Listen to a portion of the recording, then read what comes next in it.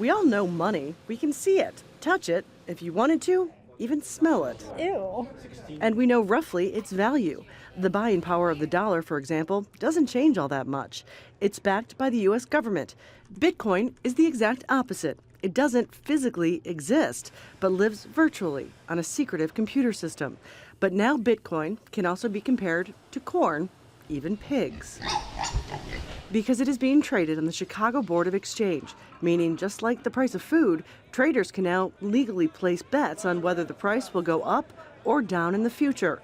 For the most part, the value of Bitcoin is only going up and up and up again. What is Bitcoin? When Bitcoin first unveiled in 2009, it was worth less than a penny. For a few years, one Bitcoin could buy you a cup of coffee. But since 2016, a huge spike. When it debuted on the exchange, its value was listed at more than $15,000 for one Bitcoin.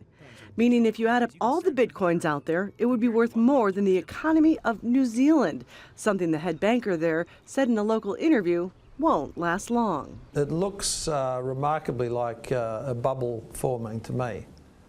We've seen them in the past. Over the centuries we've seen bubbles, and this appears to be a bit of a classic case.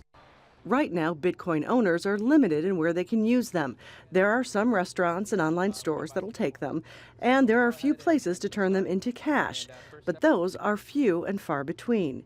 And there is another risk besides the volatility. Even if you do time your investment correctly, we're still seeing a number of large hacks. $70 million was stolen from a Bitcoin mining pool last week. And so security is still a concern, volatility is a concern. And generally, I would still advise people, if you are going to invest, only put into this what you are willing to lose.